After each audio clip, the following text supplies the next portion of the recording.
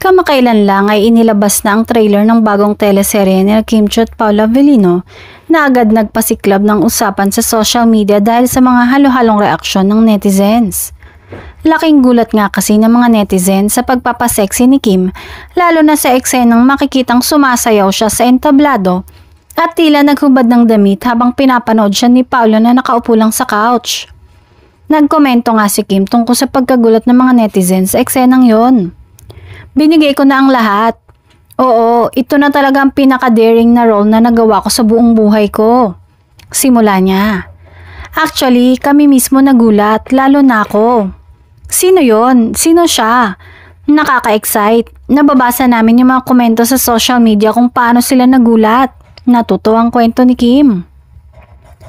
Nang tanungin kung pumayag ba si Paolo sa naturang eksena, pabirong sagot ni Kim. Oo naman, nandun siya. Maikling sagot ni Kim.